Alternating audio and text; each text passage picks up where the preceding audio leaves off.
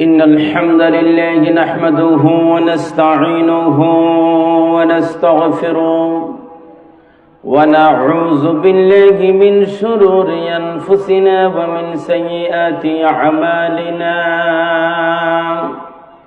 من يهده الله تعالى فلا مضل له ومن يضلله فلا هادي له ونشهد أن لا إله إلا الله وحده لا شريك له ونشهد أن سيدنا ونبينا وشفيعنا محمدا عبده ورسوله الذي أرسله الله تعالى بالحق بشيرا ونذيرا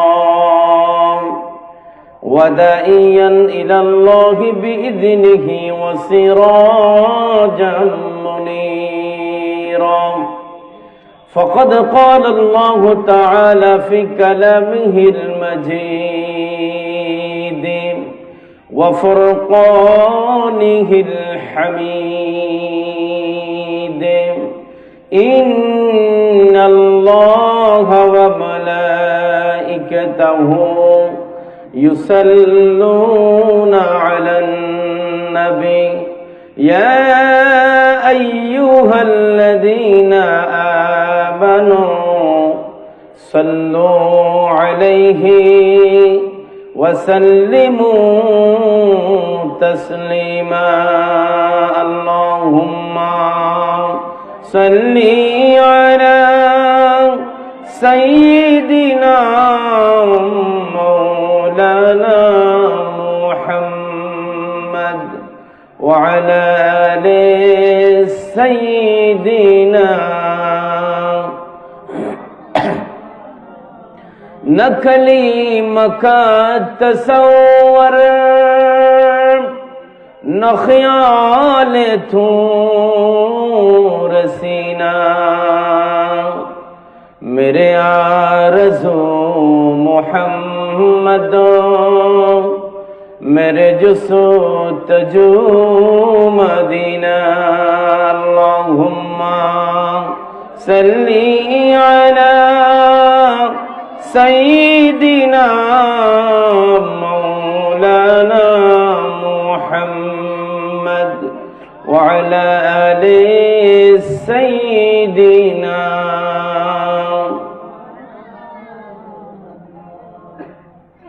তাকিতে দেহে প্রাণ নবীজির সম্মান তাকিতে দেহে প্রাণ রাসূলের সম্মান দেব না লুটাতে দোলই হে রাসূল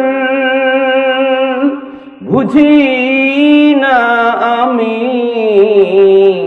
রেখেছো বেদে মোরে কোন সুতোয় তুমি রেখেছো বেদে মোরে কোন সুতোয় আল্লাহুম্মা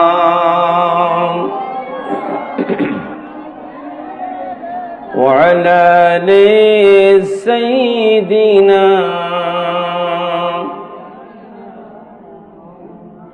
দরুদ পড়ো নবীজির দরুদ পড়ো না নবীর দরুদ না পড়লে উম্মত বনা যাবে না আল্লাহুম্মা সাল্লি আলা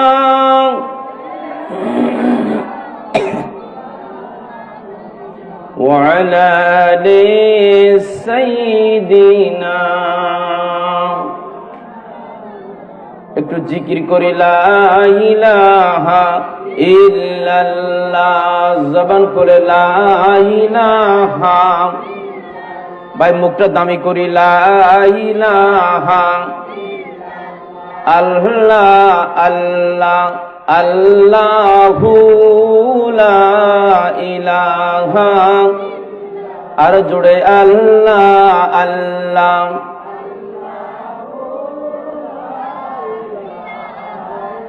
आमना भी के गुलशन में आई है ताजा बहार। पढ़ते हैं सल्लल्लाहु अलैहि वसल्लम आज दिल दीवार नबी जी अल्लाह अल्लाह। अरे जोरे अल्लाह अल्लाह।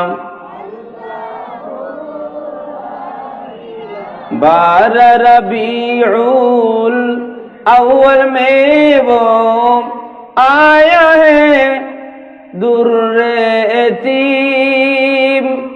मांग नबूवत मुहर रिसालत, मांग नबूवत मुहर रिसालत साहिब खुल्क अजीम नबी जी अल्लाह अल्लाह।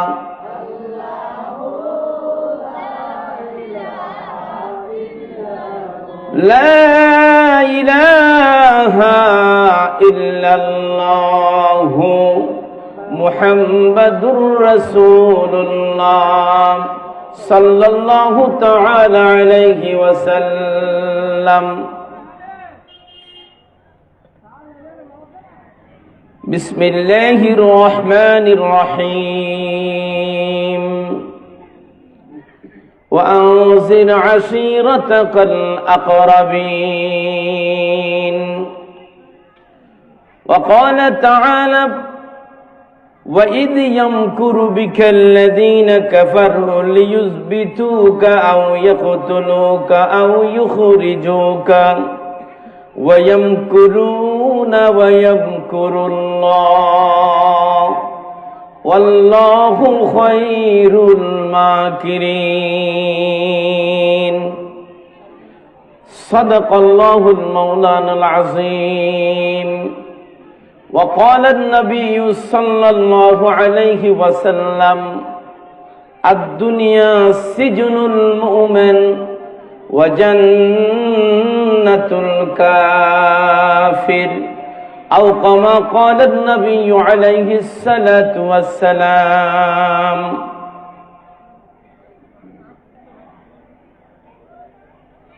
সম্প্রীতির বান্দরবান জেলার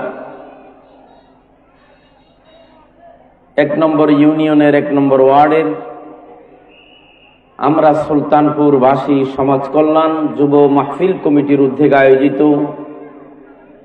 আজকের এই তৃতীয়তম তাফসিরুল কোরআন মাহফিলের সম্মানিত সভাপতি, উপস্থিত নায়েব রাসূল হযরত উলামায়ে কেরাম, বেরাদারান ইসলাম, পর্দার আড়ালে অবস্থানরত মাসকুরাত মা ও বোনেরা, সাংবাদিক বন্ধুগণ, বিভিন্ন রাজনৈতিক দলের নেতা ও কর্মী ভাইয়েরা, আবারও সালাম দিচ্ছি। আসসালামু আলাইকুম ওয়া রাহমাতুল্লাহি ওয়া বারাকাতুহু। আপনারা এদিকে আসেন, মেহমান আসলে চলে যাবেন, এখানে বসে। মহান রব্বুল আলামিনের আলিশান দরবারে শুকরিয়ার মস্তক অবনত করছি যে আল্লাহ পাক রব্বুল আলামিন আমাদেরকে বাছাই করে কোরআনের মাহফিলে আসার বসার সুযোগ করে দিয়েছেন। কালিমাতু শুকর আদায় করি আলহামদুলিল্লাহ। সম্মানিত ভাইয়েরা, কিছুক্ষণ আগে আমরা আল্লাহ রাসূলের শানে কয়েকবার দরুদ ও সালাম আরজ করলাম, ঠিক কিনা? এরপরে আমরা আমাদের জবানকে দামি করার জন্য আমরা জিকির করেছি, আল্লাহর নাম জপন করেছি, ঠিক কিনা? এরপরে আমরা কালিমে তয়বা, যেটা পরে জীবনের সমস্ত গুনাহগুলো এক নিঃশ্বাসে 1 সেকেন্ডের ভিতরে মাপ হয়ে যায়। সারা জীবনের কাফের অবস্থায় যত গুনাহ করেছেন, পাহাড় পাহাড় পর্যন্ত গুনাহ করে ফেলেছেন, সেই গুনাহগুলো যে কালিমা পড়লে একবার যদি কোনো মানুষ যদি সেই কালিমাটা একবার মুখে উচ্চারণ করে আর পড়ে, হৃদয় থেকে যদি পড়ে, তার জীবনে আর কোনো গুনাহ থাকে না, সমস্ত গুনাহ মাফ হয়ে যায়, ঠিক কি না? তাহলে আমরা কালিমে তয়বা একবার আমরা পড়ে নিয়েছি। প্যান্ডেলের ভিতরে যারা এসেছেন, আমার সাথে যারা পড়েছেন, প্রিয় ভাইয়েরা, আপনারা কি বিশ্বাস করেন আপনাদের কোনো গুনাহ আছে? নাই বলেন, কোনো গুনাহ আছে? আরে জোরে বলেন, আছে? প্রিয় ভাইরা, আগে ঈমান থাকতে হবে আল্লাহর উপরে। আল্লাহ যে রহমান ও রহিম, আল্লাহ যে গফুর ও রহিম, আল্লাহ যে মাফ করবে আপনাকে, আল্লাহর কলিমা পড়লে যে গুনাহ মাফ হয়, সেই কথার উপর আগে আমাদেরকে ঈমান, বিশ্বাস স্থাপন করতে হবে, ঠিক কিনা? আল্লাহর কাছে আপনি যদি বিশ্বাস না করে আল্লাহর কাছে কিছু চাইলে আপনি পাবেন না। আল্লাহর কাছে চাইতে হবে বিশ্বাস নিয়ে, আশা নিয়ে চাইতে হবে, আমার মালিক আমাকে মাফ করে দেবে, আজকে আমার দোয়া কবুল হবে, আমার মালিক আমার কথাগুলো, আমার ফরিয়াদ, আমার মোনাজাত, আমার সমস্ত মনের কথাগুলো আমার মালিক যে শুনছেন, সেটার সাথে আপনাকে আমাকে বিশ্বাসের সহিত আল্লাহর কাছে কথা বলতেই হবে, ঠিক কিনা? প্রিয় ভাইরা, আমার কথা কি আপনাদের বুঝতে অসুবিধা হয়? তাহলে আমরা বিশ্বাস করি কাকে? আরে চিল্লাই বলি কাকে? আল্লাহকে।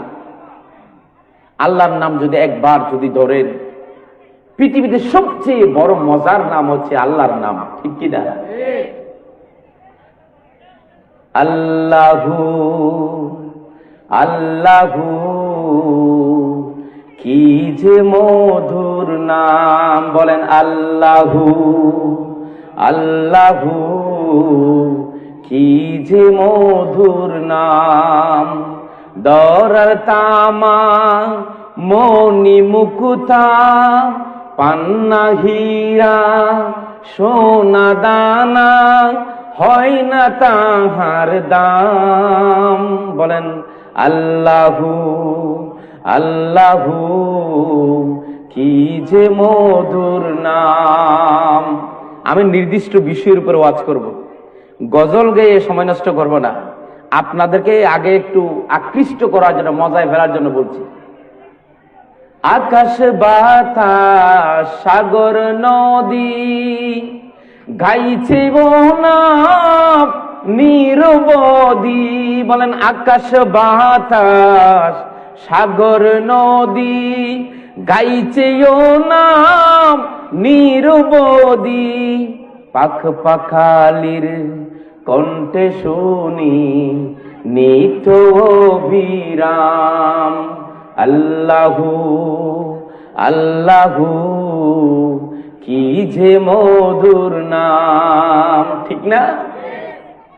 রাত ঢাকলে বনাম সোহাগ বরে, আল্লাহকে সোহাগ করে মায়া করে ডাকলে এমনি মজা পাবেন না, মায়া করে বিশ্বাস করে আদর করে ডাকতে হবে। ডাকলে বনাম সোহাগ বরে আসবে জুয়ার প্রেম সাগরে, রাখিলে ওই নাম মনেরই কাবায়, মনের কলবের ভিতরে আল্লাহর নাম রাখলে, রাখলে ওই নাম মনেরই কাবায় নাচে রক্ত ঘাম। আল্লাহু আল্লাহু কি যে মধুর নাম, বলেন আল্লাহু আল্লাহু কি যে মধুর নাম। দরার তামা মণি মুকুতা পান্না হীরা সোনা দানা হয় না তাহার দাম। আল্লাহু আল্লাহু কি যে মধুর নাম, কি যে মধুর নাম। সম্মানিত ভাইরা, মাহফিল আসতে পেরে আমরা খুশি না বেজার? আমার একটি নির্দিষ্ট বিষয় দিয়েছেন, দিন প্রসারে আল্লাহ রাসূলের ভূমিকা। দিন শব্দের মানে হলো ইসলাম। ইন্নাদ-দীন ইনদাল্লাহিল ইসলাম। দিন মানে কি? বৃহস্পতিবার দিন মানে হচ্ছে ইসলাম। এই ইসলামের কথা কবরে হাজিরে দিতে হবে, ঠিক কিনা? আল্লাহ কবরে কে জিজ্ঞেস করবেন, অমা দীনুকা, তোমার দিন কি ছিল, তোমার মতবাদ, তোমার জীবন ব্যবস্থা, তোমার ধর্মীয় যে ধর্মকে তুমি লালন করেছিলা, পালন করেছিলা, শরীরে, সমাজে, দেশে সবখানে যেই ধর্মকে প্রচার করেছ, যেই ধর্মের সাথে তুমি মিশেছিলে, যেই ধর্মের উপরে তোমার মৃত্যু হয়েছে, সেই ধর্মটা কি ছিল? ঠিক কিনা? আমার ভাইয়েরা, প্রথম কথা হচ্ছে দিন। দিন হচ্ছে ইসলাম। আল্লাহ পাক বলেন ইন্নাদ-দীন ইনদাল্লাহিল ইসলাম, আল্লাহর মনোনীত ধর্ম হলো ইসলাম। Islam is the complete code of life, পরিপূর্ণ জীবন ব্যবস্থার নাম ইসলাম। ইসলাম এটা অত্যন্ত দামি একটি ধর্মের নাম, অনেক দামি জিনিসের নাম। আমরা মনে করি নামাজ দামি, নামাজ ইসলাম এনেছে, নামাজের আগে এসেছে ইসলাম, ঠিক কিনা? আগে দিন এসেছে, দিন আসার পরে কিছুদিন পরে নামাজের হুকুম এসেছে, কিছুদিন পরে রোজার হুকুম এসেছে, সিয়ামের, কিছুদিন পরে জাকাতের আয়াত নাজিল হয়েছে। দিন ইসলাম নিয়ে এসেছে বিবাহ বন্ধন, দিন ইসলাম নিয়ে এসেছে সভ্যতা, দিন ইসলাম নিয়ে এসেছে নারীর অধিকার। যেই নারীদেরকে মেরে ফেলা হতো, নারীদেরকে কুলক্ষণ বলা হতো, অশুভ লক্ষণ বলা হতো, নারীদেরকে জীবিত গলা টিপে মেরে ফেলে মাটির ভিতরে পুঁতে রাখা হতো, ইসলাম নারীদেরকে পৃথিবীর জমিনে বাঁচার অধিকার নিয়ে এসেছে, ঠিক কিনা? বাবার মর্যাদা নিয়ে এসেছে ইসলাম, মায়ের মর্যাদা নিয়ে এসেছে ইসলাম। ইসলাম যদি না হতো, এই দেশে মানুষেরা গরু ছাগল যেমন মায়ের পিঠের উপর উঠে যায়, গরু ছাগল, গরুর বাচ্চা যেমন মা চিনে না, বড় হলে মায়ের পিঠের উপর উঠে যায়। ইসলাম ধর্ম যদি না আসতো, ইসলাম যদি না আসতো, এই মানুষগুলো মায়ের পিঠের উপর উঠে যেত, নাউজুবিল্লাহ, ঠিক কিনা?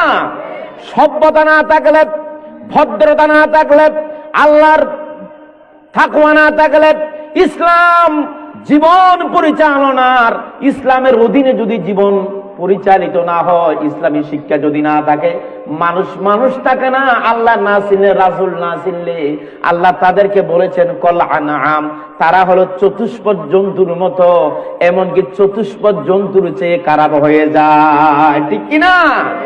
এই জন্য আমার বাইরে ইসলাম হলো কমপ্লিট কোড অফ লাইফ, পরিপূর্ণ জীবন ব্যবস্থা। ইসলামে আছে রাজনীতি, ইসলামে আছে সমাজনীতি, ইসলামে আছে আপনার জীবন, ব্যক্তিগত জীবন, ইসলামে আছে পারিবারিক জীবন, ইসলামে আপনার টোটাল ইন্টারন্যাশনাল জীবন ব্যবস্থা, সমস্ত কিছুর কথা ইসলামে আছে। কোনটা ভালো আর কোনটা মন্দ, জান্নাতের কথা ইসলামে আছে, জাহান্নামের কথা কোরআনে আছে না নাই? ইসলামে আছে না নাই? শাস্তির কথা ইসলামে আছে, পুরস্কারের কথা ইসলামে আছে, হারাম জিনিসের কথা ইসলামে আছে, হালাল জিনিসের কথা ইসলামে আছে, সুন্দরের কথা ইসলামে আছে, অসুন্দর যেটা সুন্দর হয় না সেটা বারণ করার জন্য ইসলামে সেটারও কথা বলেছে, ঠিক কিনা বলেন? এমনকি আমার প্রিয় ভাইয়েরা, আপনি কিভাবে স্ত্রীর সাথে সহবাস করবেন, স্ত্রী কোন সাইডে ঘুমাবে, স্বামী কোন সাইডে ঘুমাবে, এমনকি বিবাহ কিভাবে হবে, ও ভাই আপনি প্রস্রাব পায়খানা করার জন্য কিভাবে যাবেন, কোন পদ্ধতিতে যাবেন, মসজিদে কিভাবে যাবেন, বাবার সাথে কিভাবে কথা বলবেন, ইসলামকে যদি আপনি প্রশ্ন করেন, কোরআনকে যদি বলেন, হে কোরআন, আমার জন্মদাতা পিতার সাথে আমি কিভাবে কথা বলবো, আল্লাহর কোরআন আপনাকে স্পষ্ট ক্লিয়ার করে বলে দেবে, ওয়া কুল্লাহুমা কাওলান কারীমা। তুমি তোমার আব্বা আম্মার সাথে সম্মানজনক কথা বলবা। যদি কোরআনকে প্রশ্ন করে, হে কোরআন, তুমি আল্লাহর কিতাব, বলো না আমি আমার স্ত্রীর সাথে কেমন আচরণ করব, কেমন ব্যবহার করব, আল্লাহর কোরআন চমৎকার ভাবে বলে দেবে, ওয়াশিরুহুন্না বিল মা'রুফ, তোমরা তোমাদের স্ত্রীদের সাথে নিয়ে সঙ্গত আচরণ করো।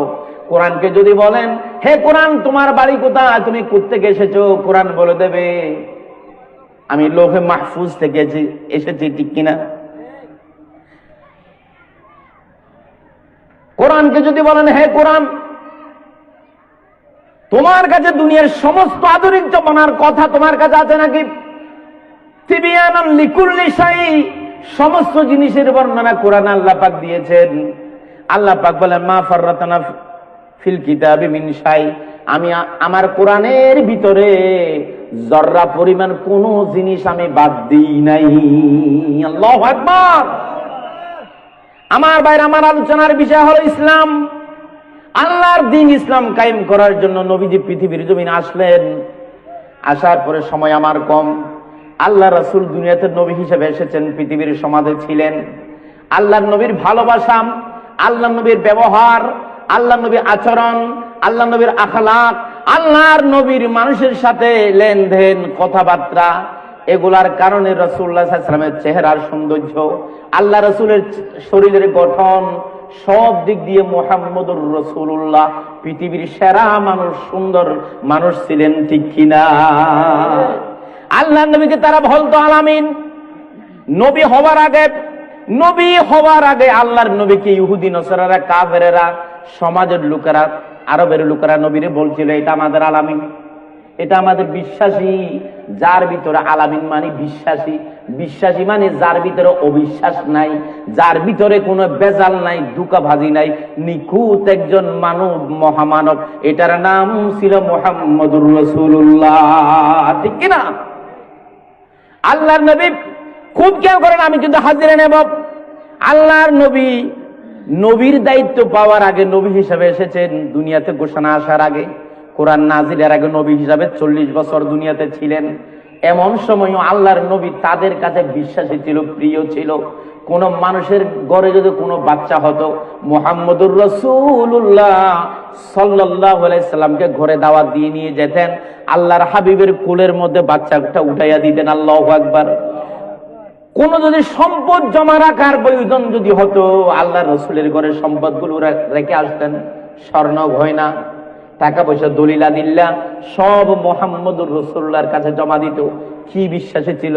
আল্লাহর হাবিবের উপরে যখন 40 বছরের কোরআন নাজিল হলো, আল্লাহ পাকের নবী যখন এই কোরআন নাজিলের পরে ইসলামের দাওয়াতি কাজ, যখন দিন প্রচারের কাজ যখন শুরু করেছেন, গায়রুল্লাহর কথা বাদ দিয়াম এক আল্লাহর কথা যখন বলেছেন, যখন সমাজের লোকদেরকে বলছেন, চাচাজি আপনারা এতদিন পর্যন্ত সূর্যকে পূজা করেছেন, এতদিন পর্যন্ত চন্দ্রকে পূজা করেছেন, আপনারা গাছকে পূজা করেছেন, ঈশ্বর মনে করেছেন, ভগবান মনে করেছেন, এগুলা আসলে ঈশ্বর নয়, এগুলা কোন সৃষ্টিকর্তা, প্রভু হতে পারে না। প্রভু একজন, সেটা হলো লা ইলাহা ইল্লাল্লাহ, ঠিক কিনা? প্রভু একজন, যার নাম হলো আল্লাহ। আল্লাহ হলো একমাত্র প্রভু। সেই কথাটা যখন বললেন, তোমাদের এগুলার বেল নেই, আসল সত্য জিনিস হলো আল্লাহ। আল্লাহ ক্ষমতাধর, সমস্ত ক্ষমতার মালিক আল্লাহ। আপনারা আমারে সবাইরে তৈরি করেছেন আল্লাহ, আর আপনারা কেমন প্রভু পালন করেন, নিজের হাতে প্রভু বানান, কিছুদিন পূজা করি আবার সমুদ্রে ফেলে দেন, ঠিক কিনা? আপনারা সৃষ্টিকে প্রভু মনে করেছেন, এটা প্রভু নয়, এক প্রভু ঈশ্বর, এক আল্লাহ আছে। এটা যখন দিনের দাওয়াত, যখন ইসলামের দাওয়াত, যখন আল্লাহর দিকে যখন দাওয়াত দিতে লাগলেন, তখন আল্লাহর রাসূল সাল্লাল্লাহু আলাইহি ওয়াসাল্লাম সম্পর্কে সমাজের ভিতরে কানাঘুষা শুরু হলো। চায়ের দোকানে কথা বললেন, মুহাম্মদ কি জানি বলছে, নতুন কথা, আমাদের বাপদাদার ধর্মের বিরুদ্ধে কথা বলছেন।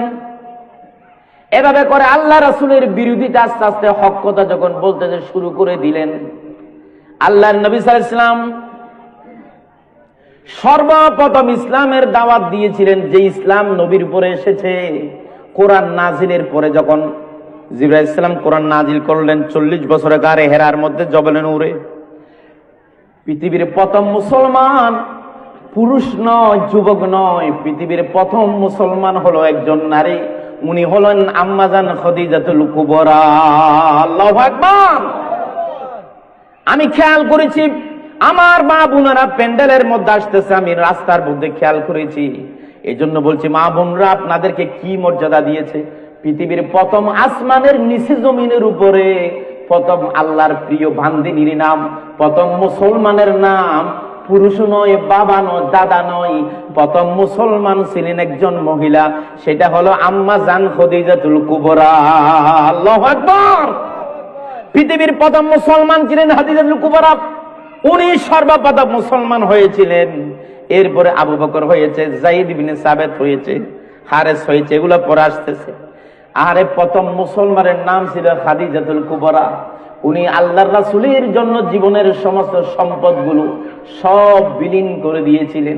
আল্লাহর হাবিব খাদিজাতুল কুবরার ইন্তিকালের পরে ওনাকে কবর দেওয়ার জন্য যখন মাটি খনন করা হলো, আল্লাহর রাসূল জীবিত অবস্থায় ওই কবরের মধ্যে নামলেন। নামার পরে নবীজি কবরের মধ্যে শুয়ে গেলেন। শুয়ে কবরকে বলছেন, হে কবর, তোমার ভিতরে একজন দামি মহিলা আমি এখানে রাখবো। ও কবর, আমি যার বেশি সম্মান করি, আল্লাহ যার সালাম দিয়েছে, কবর তুমি ভুল করিও না, তার সাথে বিয়াদবি করিও না। আল্লাহু আকবার। আমার ভাইয়েরা, প্রথম মুসলমান হচ্ছেন খাদিজাতুল কুবরা। 2 নম্বর মুসলমান হয়েছিলেন আল্লাহর রাসূলের কৃতদাস যায়েদ বিন হারেস। এরপরে মুসলমান হয়েছিলেন হযরত আলী ইবনে আবি তালিব। এরপরে মুসলমান হয়েছিলেন হযরত আবু বকর সিদ্দিক। এছাড়া মুসলমান হয়েছিলেন আব্দুর রহমান ইবনে আউফ। আব্দুর রহমান ইবনে আউফ। এরপর মুসলমান হয়েছিলেন সাদ ইবনে আবি ওয়াক্কাস। এরপরে মুসলমান হয়েছিলেন তালহা বিন উবাইদুল্লাহ। এরপরে মুসলমান হয়েছিলেন সাঈদ ইবনে যায়েদ। এরপরে মুসলমান হয়েছিলেন হযরত ওমরের বোন ফাতিমা বিনতে খাত্তাব। এরপরে মুসলমান হয়েছিলেন তালহা বিন উবাইদুল্লাহ। এরপরে হযরত ফাতিমা বিনতে খাত্তাব, হযরত বেলাল হাবশী, হযরত হাব্বাব ইবনে আরাদ, আম্মার ইবনে ইয়াসির, হযরত ইয়াসির, হযরত ইয়াসিরের সমস্ত সন্তানগুলো। এরপরে মুসলমান হয়েছিল আসমা বিনতে আবি বকর। আসমা বিনতে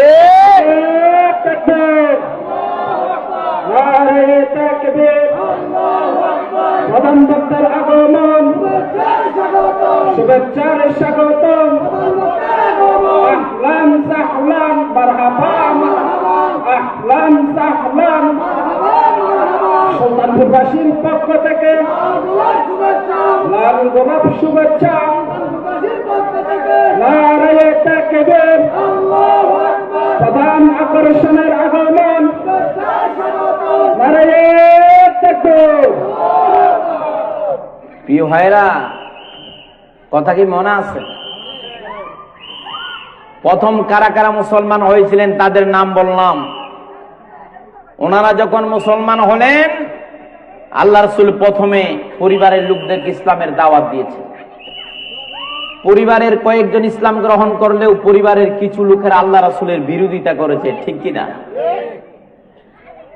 এরপরে ঘনিষ্ঠ যে বন্ধু বান্ধব যারা রয়েছেন তাদেরকে আল্লাহ রাসূল ইসলামের দাওয়াত দিয়েছেন। আল্লাহ পাকের কাছে ওহী নাজিল হলো, ওয়ানজির আশিরাতাকাল আকরামিন, সূরা শুআরার 214 নম্বর আয়াত। হে নবী, আপনার আত্মীয় স্বজন যারা রয়েছে তাদেরকে ইসলামের দাওয়াত দেন। আল্লাহ রাসূল আত্মীয় স্বজনের কাছে ইসলামের দাওয়াত দিয়েছেন। রাসূলুল্লাহ সাল্লাল্লাহু আলাইহি ওয়াসাল্লামের সাথে বিরোধিতা শুরু করে দিয়েছে। এরপরে আল্লাহ রাসূল সাল্লাল্লাহু আলাইহি ওয়াসাল্লাম দ্বীন প্রসারের কাজ যখন করছিলেন, তখন মক্কার কিছু লোক রাসূলুল্লাহর বিরুদ্ধে বের হয়েছে। আল্লাহ পাক কোরআনে কারীমের সূরা মায়েদার 67 নম্বর আয়াত আল্লাহ পাক বলেন, ইয়া আইয়ুহার রাসূল বাল্লিগ মা উনজিলা ইলাইকা মির রাব্বিক ওয়া ইন লাম তাফআল ফামা বাল্লাগতা রিসালাতাহু ওয়াল্লাহু ইয়াসিমুকা মিনান নাস ইন্নাল্লাহা লা ইয়াহদিল কওমাল কাফিরিন। আল্লাহ পাক বলেন, হে আমার রাসূল, আপনাকে আমি রাসূল হিসাবে প্রেরণ করেছি। আপনার উপর দ্বীনের যে দায়িত্ব পালন করা, দ্বীনি দায়ী হিসাবে মানুষকে ইসলামের দাওয়াত দেওয়ার যে দায়িত্ব আপনাকে দিলাম, এই দায়িত্বটা আপনি পালন করেন। এটা যদি পালন না করেন, নবীর গিরি এবং রাসূল গিরির বোঝা কাঁধে নিয়েছেন। আপনি দায়িত্ব পালন না করলে কিয়ামতের ময়দানে জবাব দিতে হবে, ঠিক কিনা? নবীজির সতর্কবাণী দিয়েছেন আল্লাহ, হে নবী বাল্লিগ, আপনি প্রচার করুন, মা উনজিলা ইলাইকা মির রাব্বিক, আপনার রবের পক্ষ থেকে যা নাজিল হয়েছে তা প্রচার করুন। ফাইন লাম তাফআল ফামা বাল্লাগতা রিসালাতাহু, এটা যদি না করেন আপনি রিসালতের দায়িত্ব পালন করেন নাই। একথা যখন বললেন, নবীজি ভয় পেয়েছেন। কাফেররা আল্লাহর নবীর বিরুদ্ধে ষড়যন্ত্র শুরু করে দিয়েছেন। আল্লাহ পাক নবীর সান্ত্বনা দিয়ে বলছেন আল্লাহু ইয়াসিমুকা মিনান নাস, আমি আল্লাহ রাব্বুল আলামিন মানুষের দুশমনি থেকে আমি আল্লাহ পাক আপনাকে হেফাজত করব। আল্লাহু আকবার। আমার ভাইয়ারা, আল্লাহ রাসূল সাল্লাল্লাহু আলাইহি ওয়াসাল্লাম দ্বীনের যখন দাওয়াত দিলেন, এই দাওয়াত দেওয়ার পরে মক্কার কিছু লোক ইসলাম গ্রহণ করেছেন, বাকিরা নবীজির বিরুদ্ধে ষড়যন্ত্র শুরু করেছেন। চায়ের দোকানে সকালে লোক তৈরি করতেছে আল্লাহ রাসূলের বিরুদ্ধে। আল্লাহর নবী এখানে যেখানে যায় সেখানে নবীজিকে বেইজ্জতি করে, উলু দে, আল্লাহ রাসূলের কথা শুনতে দেয় না। আল্লাহর হাবিব বড় আশা নিয়ে চলে গেছেন তায়েফের জমিনে ইসলাম প্রচার করার জন্য। সেখানে তায়েফের জমিনের মানুষদেরকে ডেকে ইসলামের দাওয়াত দিয়েছেন। তায়েফের জমিনের মানুষ নবীজির দাওয়াত গ্রহণ করলেন না। সেখানে ছোট ছোট বাচ্চাদেরকে নবীজির পিছনে লেলিয়ে দিয়েছেন। আল্লাহ রাসূলের উপরে পাথর মারো এই নির্দেশ দেওয়ার পরে বৃষ্টির মতো রাসূলুল্লাহ সাল্লাল্লাহু আলাইহি ওয়াসাল্লামকে পাথর মারতেছে। আল্লাহর নবী প্রাণে বাঁচার জন্য যখন দূরে চলে আসতেছেন, আর নবীজির যারা দাওয়া করতেছে হইচই করে আল্লাহর রসুলের পিছনে দাওয়া করতেছে, এক ছেলে আল্লাহর রসুলকে ধরা হয়েছে। তার মানে নবীজিকে মারার জন্য যে দূরে দূরে আসতেছে, সেখানে একটা ছেলে সর্বপ্রথম যিনি নবীজির একদম কাছে চলে এসেছে, দূরে সবার ফার্স্ট হয়ে কাছে চলে এসেছে, নবীজিরে মারতে এসেছে, ওই ছেলেটা আগে এসেছে, বাকিরা পিছনে। বাকিরা পাথর মেরেছে, ওই পাথর নবীর গায়ে না পড়ে সেই পাথরটা ওই বাচ্চার মাথার মধ্যে পেড়ে সিনার মধ্যে পড়ে, বাচ্চাটা সাথে সাথে জমিনে ঢলে পড়েছে। আল্লাহর হাবিব মানবতার নবী, শিশুদের প্রেমী নবী, আল্লাহর হাবিব আর দৌড়াই নাই। নবীজির গায়ের উপরে বৃষ্টির মতো পাথর পড়তেছে। এমন সময় একটা শিশুর জীবন বাঁচানোর জন্য আল্লাহর নবী, কাফেরের শিশু যিনি নবীজিকে মারতে এসেছে, দৌড়িয়ে ধরতে এসেছে পাথর হাতে নিয়ে, ওই বাচ্চাটা যখন আঘাত প্রাপ্ত হয়ে পড়ে গেল, আল্লাহর রাসূল আর সামনে দৌড়ালেন না, নিজের জীবনের চিন্তা করলেন না। নবীজি তাকে বুকের ভিতরে নিয়ে উপর হয়ে পড়ে আছে। আল্লাহু আকবার। মক্কার ছেলেরা আল্লাহর নবীকে ধরে ফেলেছেন, পাথরের উপর পাথর। নবীজি চিৎকার মেরে বললেন, হে তায়েফের ছেলেরা, তোমরা জানো আমার বুকের ভিতরে তোমাদের ভাইকে তোমরা শেষ করে দিয়েছ। আল্লাহর হাবিব উপর হয়ে বুকের ভিতরে নিয়ে ওই বাচ্চার জীবনটা বাঁচিয়ে দিয়েছেন। এরপরে আল্লাহর রাসূল রক্তাক্ত হয়ে তায়েফের জমিনে পড়ে আছেন। আপনারা জানেন, তায়েফের মানুষকে বলেন, হে তায়েফের মানুষ, বড় আশা নিয়ে এসেছিলাম তোমাদেরকে দ্বীনের দাওয়াত দিই, তোমরা আমার দাওয়াত গ্রহণ করো নাই, আমার যে তোমরা মেরেছ, আমার যে তোমরা ধাওয়া করে এখান থেকে তোমরা বিতাড়িত করে দিয়েছো, বেইজ্জতি করেছো, এই কথাটা যেন মক্কার মানুষেরা না জানে। মক্কার মানুষেরা যেটা বারণ করেছে সেটা সবার আগে চলে এসেছে। নবীজি তায়েফে থেকে আসার আগে আল্লাহ রাসূলের বেইজ্জতির ঘটনা এটা মক্কার মধ্যে প্রচার হলো। আল্লাহ নবী মক্কার জমিনে আসলেন, আসার পরে চেহারা কালো করে ঘরের মধ্যে ছিলেন। এমন সময়ে মক্কার লোকেরা বললেন, মুহাম্মদ, তোমার আগে বলছিলাম দ্বীনের দাওয়াত বন্ধ করতে, দাওয়াত প্রচার না করতে, নতুন ধর্মের কথা না বলতে, তুমি নতুন ধর্মের কথা বলেছো, তুমি তো আমাদের উপর রাগ করেছো, মনে করেছো আমরা তোমার দাওয়াত গ্রহণ করি না। দেখো না, তুমি তায়েফের জমিনে গেলা অনেক দূরে, তায়েফের মানুষও তোমারে গ্রহণ করে নাই, তোমারে গ্রহণ। এরপরও আল্লাহর নবী দ্বীনের দাওয়াত বন্ধ করলেন না। নবীজি তায়েফের জমিন থেকে এসে মনটা খারাপ করে ঘরের মধ্যে নবীজি সাল্লাল্লাহু গায়ে জ্বর এসেছে, মনটা খারাপ করে কম্বল দিয়ে ঘরের ভিতরে শুয়ে আছেন। মন খারাপ, ঘর থেকে বের হয় না, সবখানে নবীজির লিউ লিউ দিতেছে। কেউ নবীজির সম্মান করতেছে না, বেইজ্জতি করতেছে। মন খারাপ করে ঘরের মধ্যে বসে আছে। আল্লাহ পাক ডাক দিয়েছেন, ইয়া আইয়ুহাল মুজাম্মিল, ইয়া আইয়ুহাল মুদ্দাসসির, হে কম্বলদার আচ্ছাদিত নবী, কুম ফানজির ওয়া রাব্বাকা ফাকাব্বির ওয়া সিয়াবাকা ফাতাহির। এভাবে করে আবার দ্বীনের দাওয়াতের জন্য আবার আল্লাহ পাক আসমান থেকে ডাক দিয়েছেন। নবীজি আবার ইসলামের প্রচারের জন্য আবার সিদ্ধান্ত নিয়ে আবার ময়দানে কাজ শুরু করেছে। এদিকে মক্কার কাফেররা আল্লাহর রাসূল চাচার ঘরে ছিলেন, আবু তালেবের ঘরে। আবু তালেবকে বলেন, আবু তালেব, তোমার বাইফুত মোহাম্মদকে বলো নতুন ধর্ম যেন প্রচার না করে। আমরা যদি এভাবে যদি ধর্ম প্রচার করে আমরা কিন্তু চৌড়াও হবে, এলাকার মানুষ সিদ্ধান্ত নেবে, তাকে মারবে তাকে ধরবে, এটা যেন না করে একটু বারণ করো, তোমরা সম্মানী ফ্যামিলির লোক, এই জন্য আগে তোমাদেরকে সতর্ক করলাম। আবু তালেব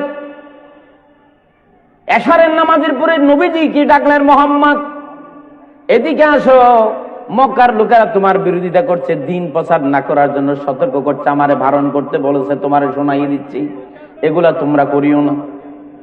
তখন আবু তালেবকে বললেন, চাচাজি আমি সত্য ছাড়া পৃথিবীর জমিন করতে মিথ্যে কথা বলছি নাকি? আমি সত্য দিনকে প্রচার করছি, এটা আমার বড় দায়িত্ব। এর কিছুদিন পরে আবার রাসূল সাল্লাল্লাহু আলাইহি ওয়াসাল্লাম দ্বীনের দাওয়াতি কাজ করতে লাগলেন। আমার বললেন, আবু তালেব তোমারে বলছিলাম তোমার বাইফুতকে বারণ করার জন্য, তুমি তো বারণ করো নাই বুঝি। সে তো আবার ধর্ম প্রচার করা শুরু করে দিয়েছে। লোকেরা সিদ্ধান্ত নিচ্ছে তারা নাকি মারবে ধরবে, তখন কিছু বলতে পারবে না। শেষবারের মতো বলছি, আবু তালেব সাবধান করে ফেলো, তারে না হলে অসুবিধা হবে। চূড়ান্ত ভাবে সিদ্ধান্ত দেওয়ার পরে রাতে আবার আরেক রাতে ডাকলেন নবীজিকে, নিজের চাচা আবু তালেব, বলছেন, মোহাম্মদ ইবনে আব্দুল্লাহ তোমার বাবা নাই, তুমি আমার কাছে আসো, আমি মুরব্বী হিসাবে আমারে বলছে লোকেরা তুমি ধর্ম প্রচার করিও না। উনি বলছেন, চাচাজি সবাই আমার বিরোধিতা করবে, সবাই আমারে বারণ করবে, সেটা আমি মানতে পারি। আমার চাচা, আমার বাপের ভাই চাচা আমার ধর্ম প্রচারে আমারে বাধা দিবে, সেটা তো আমি মানতে পারি না। এ কথা বলে এতিম নবী বেদ গড়ি চাচার সামনে হু করে কাঁদে দিয়েছে। এতিম ছেলে আল্লাহর হাবিব 40 বছর হলো বাপসারা লোক, যখন রাসূলের সামনে আল্লাহ রাসূল যখন চাচার সামনে কাঁদে দিয়েছেন, আবু তালেবের ভিতরে মানবতা জাগ্রত হলো, মায়া জাগ্রত হলো। আবু তালেব বলছিল, তুমি তোমার সত্য ধর্ম প্রচার করো, তুমি চোখের পানি মুছে ফেলো, মোহাম্মদ আমি সইতে পারতেছি না, আর চাচা হিসাবে তোমার চোখের পানি আমি বরদাস্ত করতে পারতেছি না, আমি জীবন বাজি রেখে তোমার ধর্মের ক্ষেত্রে আমি সহযোগিতা করব, তুমি তোমার ধর্মের প্রচারে এগিয়ে চলো। আল্লাহু আকবার। আমার বায়ানা খুব খেয়াল করেন, এই দিনের দাওয়াত যখন দিয়েছেন আল্লাহ রাসূল সহযোগিতা করেছিলেন ভিতরে ভিতরে আন্ডারগ্রাউন্ডে, সেটা হলো আবু তালেব। আবু জেহেল কি বেকুফনি, আবু জেহেলের আসল নাম হলো আবুল, তার উপাধি হলো আবুল হাকম, বিজ্ঞানের বাপ। আবু তালেব, আবু জেহেল এত সালা, মানুষের কুশ দেখলে বলতে পারে এটা কোন বংশের লোক, ঘোড়ার পায়খানা দেখলে বলতে পারে এটা কোন দেশের ঘোড়া, এত বেশি চালাক আবু জেহেল। আবু জেহেল বলছে, আবু তালেব ভিতরে ভিতরে তুই সহযোগিতা করস মোহাম্মদকে, এমনি তোদেরকে আর ছেড়ে দেব না। এটা বলে তারা চূড়ান্ত ভাবে একটা সিদ্ধান্ত নিচ্ছে মুহাম্মদ সাল্লাল্লাহু আলাইহি সাল্লামকে আটকানোর জন্য।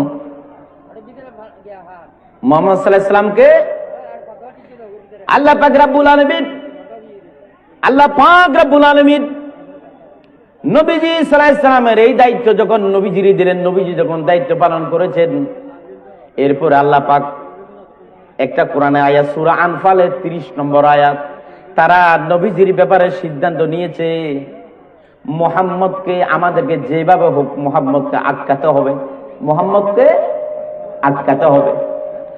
আর যদি সুযোগ পাই মুহাম্মদকে দুনিয়া থেকে বিতাড়িত করে দিতে, হত্যা করতে হবে।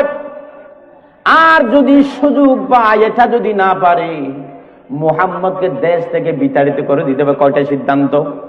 কয়টা বলেন? আরে বলেন কয়টা? আমি বিশ্বভিত্তিক আলোচনা করবো, ধারাবাহিক। কয়টা সিদ্ধান্ত? 3টা। কয়টা? আবু জেহেল বড় একটা মিটিং করে সিদ্ধান্ত নিয়েছেন, কেউ যেন না জানে, এমনকি আবু তালেব যেন না জানে, মক্কার কেউ যেন না জানে। গোপন সুরা মিটিং, দরজা জানালা বন্ধ করে চূড়ান্ত ভাবে সিদ্ধান্ত নিচ্ছেন 3টা। একটা হলো মুহাম্মদকে আটকাতে হবে, বেঁধে ফেলতে হবে। 2 নম্বর মুহাম্মদকে মেরে ফেলতে হবে। 3 নম্বর মুহাম্মদকে দেশ থেকে বিতাড়িত। আল্লাহ পাক রব্বুল আলামিন বলেন কোরআনে কারীমের ভিতরে সূরা আনফালের 30 নম্বর আয়াত, وَإِذْ يَمْكُرُ بِكَ الَّذِينَ كَفَرُوا لِيُثْبِتُوكَ أَوْ يَقْتُلُوكَ أَوْ يُخْرِجُوكَ وَيَمْكُرُونَ وَيَمْكُرُ اللَّهُ وَاللَّهُ خَيْرُ الْمَاكِرِينَ আল্লাহু আকবার। খুব খেয়াল করেন আয়াতে যার কথা বলছি। ঘর জানালা বন্ধ করেছেন, গোপন সিদ্ধান্ত কেউ যেন না যায়, জনগণ যেন না শুনে, পাবলিকে যেন না শুনে। গোপন মিটিং নিতেছে। আল্লাহ বলছেন সবারে তুমি ঠেকাতে পারবা, আমি আল্লাহরে কে ঠেকাবা? তোমাদের মিটিং এ কেউ হাজির না হলে আমি হাজির নাজের, আমি আল্লাহ হাজির ছিলাম। আল্লাহু আকবার। সিদ্ধান্ত হচ্ছে আল্লাহর হাবিবের বিরুদ্ধে। তিনটা সিদ্ধান্ত। ওয়ায়াম কুরুনা, তারা পাকাপুক্ত করে ফেলেছেন কৌশলটা, রেজলিউশন করে ফেলেছেন, স্বাক্ষর দিয়ে চূড়ান্ত মিটিং এ পাস হয়ে গেল। তিনটা সিদ্ধান্ত: মুহাম্মদকে ধরব, মুহাম্মদকে মেরে ফেলবো, মুহাম্মদকে দেশ থেকে বের করে দেব। ঠিক কিনা? আল্লাহ পাক বলছেন আমার হাবিবের ব্যাপারে তোমরা জমিনের ভিতরে মিটিং করে সিদ্ধান্ত নিয়েছো। এই তিনটা আমি রব্বুল আলামিন বসে থাকবো না, আমি আসমানে একটা মিটিং ডাকবো। আল্লাহু আকবার। আল্লাহ পাক রব্বুল আলামিন আসমান আর একটা মিটিং ডাকলেন। সেই মিটিং এর ব্যাপারে আল্লাহ পাক সিদ্ধান্ত নিয়েছেন আমার নবীকে আমি রাখবো, আমার নবীকে তোমরা কেউ কিছু করতে পারবে না। আমার নবী পৃথিবীর জমিনে থাকবে, ইসলামের আলো তোমরা নিভিয়ে দিতে পারবে না। ঠিক কিনা? ঠিক কিনা? বাংলার জমিন থেকে ইসলামকে উৎখাত করার জন্য চেয়েছিল, জমিন থেকে তারাই উৎখাত হয়ে গেছে। ঠিক কিনা? আল্লাহ যদি তাকে, ও ভাই আমি এত রাজনীতি বুঝি না, আওয়ামী লীগ বিএনপি আমি বুঝি না, জামাত বুঝি না, আমি একটা জিনিস বুঝি, আল্লাহ যদি সত্য হয়, আল্লাহ যদি না মরে, আল্লাহ যদি তাকে, আসমান জমিন যদি তাকে, আল্লাহ ইসলাম জমিনে থাকবে। ঠিক কিনা? ঠিক কিনা? ইসলামের সাথে যারা গাদ্দারি করবে তারা বিনাশ হয়ে যাবে। আবু জেহেল নাই, উতবা নাই, সাইবা নাই, ফেরাউন নাই, নমরুদ নাই, কেউ নাই, অস্তিত্ব নাই। বাংলার জমিন থেকে স্বৈরাচারী শেখ হাসিনা নাই।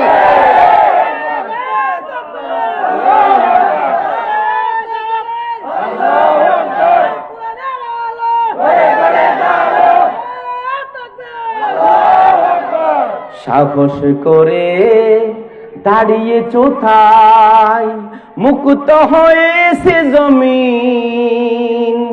সাহস করে দাঁড়ালে আর একবার কায়েম হয়ে যাবে দিন। ঠিক কিনা? বিএনপির বাইরে খেয়াল করেন, আপনাদের আমাদের ছেলেরা যদি জীবন না দিত, রাজপথে মরণকে বুকের মধ্যে আলিঙ্গন করে না নামত, এক দফা দাবি দিয়ে ময়দানে যদি রক্ত না ঝরাইতো, শহীদ না হতো, তোমাদের বেগম খালেদা জিয়া জেলখানা থেকে বের হতে পারতো না। ঠিক কিনা? সালাউদ্দিন আসতে পারতো না, রিজভী আসতে পারতো না। ইসলামের কথা বাংলার জমিনে ওপেন করে বলার পরিবেশ কায়েম হতো না। ঠিক কিনা বলেন? সাহস করে দাঁড়িয়ে চোথায়, মুক্ত হয়েছে জমিন। সাহস নিয়ে দাঁড়ালে আর একবার কায়েম হয়ে যাবে দিন। ঠিক কিনা? ওরা ভেবেছিল ছাড়ব না আর ক্ষমতার ওই মসন,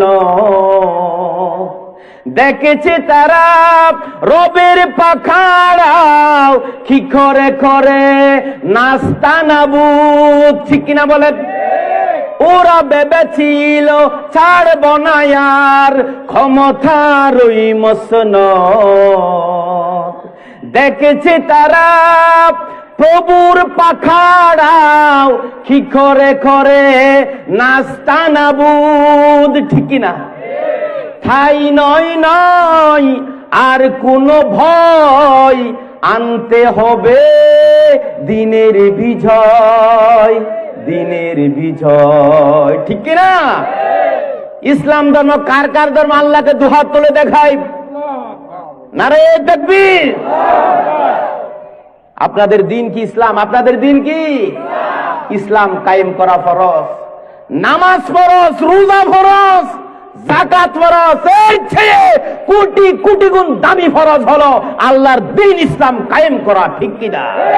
একজন মুসলমান মরণের আগ পর্যন্ত ইসলাম কায়েম হোক, ইসলাম কায়েম করার জন্য নিজের জীবন বাজিকে স্বপ্ন যদি না দেখে, কলিজায় যদি লালন না করে, চেষ্টা যদি না করে, সে মুসলমান নয়, সেই নামদারি মুনাফিক, ঠিক না? জাহান্নাম, ঠিক কিনা? মরণের আগ পর্যন্ত ইসলাম কায়েম করা একজন ইমানদারের এটা ইমানের দাবি। ইমানের দাবি পূরণ না হলে মুসলমান হওয়া যায়? মানুষের মাঝে যারা করেছিল দুশ্মনী, করেছিল ভাড়া বাড়ি, দেশের বুকেতে তাদের হয়নি তো জায়গা, যেতে হলো মামার বাড়ি, ঠিক কিনা বলেন? মানুষের মাঝে যারা করেছিল দুশ্মনী, করেছিল ভাড়া বাড়ি, দেশের বুকেতে তাদের হয়নি তো জায়গা, যেতে হলো রানার বাড়ি, ঠিক কিনা? ঠাই নয় নয় আর কোনো ভয়, আনতে হবে দিনের বিজয়, বলেন দিনের বিজয়। সাহস করে দাঁড়িয়েছ তাই মুক্ত হয়েছে জমিন, সাহস নিয়ে দাঁড়ালে আর একবার কায়েম হয়ে যাবে দিন, ঠিক কিনা? কাবা রক্ষায় যেই মহান রব পাঠিয়েছিলেন আবাবিল, মনে আছে? আল্লাহ আবাবিল পাখি পাঠাইছিল। কাবা রক্ষায় যেই মহান রব পাঠিয়েছিলেন আবাবিল, তিনি দয়াময় তেমনি আছে, বদলিনি তু একদিন, ঠিক কিনা? তাই নয় নয় আর কোনো ভয়, আনতে হবে দিনের বিজয়, দিনের বিজয়। সাহস করে দাঁড়িয়েছ ঠাই মুক্ত হয়েছে জমিন, সাহস নিয়ে দাঁড়ালে আর একবার কায়েম হয়ে যাবে দিন, ঠিক কিনা? আমার বাইরে কথা বলছিলাম, আল্লাহ রাসূলের ব্যাপারে দুনিয়াতে সিদ্ধান্ত নিয়েছেন, তারা মিটিং করে। আল্লাহ পাক আসমানে একটা মিটিং করেছেন, আমার নবীকে আমি রাখবো। ওয়ায়ামকুরুনা ওয়ায়ামকুরুল্লাহ ওয়ায়ামকুরুল্লাহ। আল্লাহ পাক একটা কৌশল করেছেন, সিদ্ধান্ত নিয়েছেন। তারা বলছে নবীরে রাখবো না দুনিয়ায়, তারা বলছে ইসলাম রাখবো না দুনিয়ায়, তারা বলছে আমাদের বাপ দাদার ধর্ম থাকবে, নতুন ধর্ম দেশে রাখবো না। আল্লাহ বলছেন আমার নতুন ধর্ম দুনিয়াতে থাকবে, আমার নবীও থাকবে, কিয়ামত পর্যন্ত ইসলামের বাতি কেউ নিভাইতে পারবে না, ঠিক কি না? ওয়ায়ামকুরুল্লাহ একটা ফায়সালা করলেন, সিদ্ধান্ত নিলেন, কৌশল করলেন। ওয়াল্লাহু খায়রুল মাকিরিন। আল্লাহ পাক যে সিদ্ধান্তটা নিয়েছে ওই সিদ্ধান্তটা হয়েছে চূড়ান্ত, ঠিক কিনা? সবচেয়ে দারুণ সিদ্ধান্ত, উত্তম সিদ্ধান্ত কার? আরে জোরে বলেন কার? ক্ষমতায় কে বসায়? আল্লাহ বসায়। ক্ষমতা দেখে কে নামায়? আল্লাহ পাক বলেন কুলিল্লাহুম্মা মালিকাল মুলক তুতিল মুলকা মান তাশা। আমি হলাম রাজার রাজা, আমি যারে মন চাই আমি তারে রাজাগিরি দান করি, ক্ষমতায় বসাই। ওয়া তানজিউল মুলকা মিম্মান তাশা। আমি আল্লাহ যার কাছ থেকে মন চাই রাজাগিরি কেড়ে নি, ঠিক কিনা? আমেরিকার রাজাকে আল্লাহ বসিয়েছেন, ইন্ডিয়ার রাজাকে আল্লাহ বসিয়েছেন। 17টা বছর এই দেশে শেখ হাসিনাকে আল্লাহ বসিয়েছিল, যদিও বা দিনের ভোর রাতে করেছে, কিন্তু আল্লাহ বসাইছে, ঠিক কিনা বলেন? আল্লাহ যতদিন মন চায় ততদিন রেখেছে। বিএনপি কিছু করতে পারে নাই, জামাত ইসলাম কিছু করতে পারে নাই। ও ভাই সাইদি সাহেবের, আল্লামা সাইদির রায়ের পরে সাতকানিয়ার জমিন রাস্তা বসল করেছিল, ঠিক কিনা?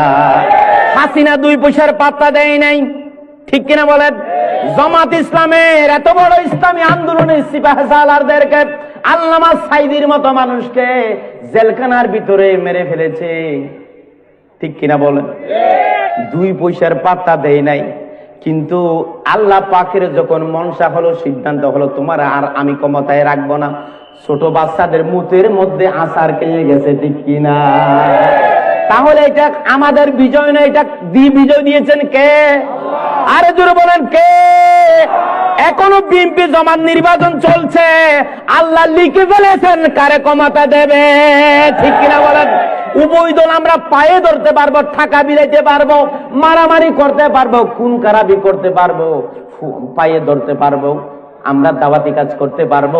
মালিক যেটা সিদ্ধান্ত নিয়েছে সেটাই হবে। এই জন্য সুখের পানির দরকার আছে না? মনের কথা মালিক আল্লাহকে বলতে হবে। এজন্য আমার ভাইরা, ক্ষমতায় আল্লাহ বসাই, ক্ষমতা থেকে আল্লাহ নামাই, ইজ্জত আল্লাহ দান করে, বেইজ্জতি আল্লাহ নিজে করে, ঠিক কিনা? আমাদেরকে অনেকে জেল জুলুমের ভয় দেখায়, আল্লাহ রাসূলকে জেল জুলুমের ভয় দেখিয়েছিল। খেয়াল করেন, আল্লাহর হাবিব সাল্লাল্লাহু আলাইহি সাল্লামের ব্যাপারে সিদ্ধান্ত হলো, এই সিদ্ধান্তের ফলে শিয়াবে আবে তালেব নামে একটা জায়গা আছে। শিয়াবে আবে তালেব কি ভাই বলছিলাম? আবু তালেবের গিরিগুহা, বন্দিশালা, ইতিহাসের পাতায় সোনালী অক্ষরে লেখা আছে। কওমি মাদ্রাসায় পড়লে আপনারা পড়েছেন, সরকারিতে পড়েছেন, খরা সুন্নিতে পড়লেও আপনারা পড়েছেন। ও ভাইরা, আপনাদের আমাদের নবী শুধু মুসলমান নয়, এই শিয়াবে আবু তালেবের বন্দিশালায়, গিরিগুহায়, একটা পাহাড়ের গুহায়, নির্দিষ্ট একটা বাউন্ডারির ভিতরে দরজা জানা আপনার গেট লাগাইয়া থালা মেরে 53 জন মানুষকে আল্লাহর রসুল সহ 3.5 বছর জেলখানায় বেঁধে রেখেছিল। কয় বছর? 3.5 বছর পর্যন্ত বেঁধে রেখেছিল। এখানে কয়েকটা শর্ত দেওয়া হয়েছিল। 1 নম্বর, মক্কার লোক বনি হাশেম এবং আব্দুল মুত্তালিবের সাথে আত্মীয়তা করতে পারবে না। একটা মিটিং এর মধ্যে তারা আর একটা সিদ্ধান্ত নিয়েছিল। এটা প্রথম মিটিং এরটা গেল। শিয়াবে আবু তালিবে বন্দি করার সময় একটা দলিল করেছিল। কি করেছিল? আরে জোরে বলেন।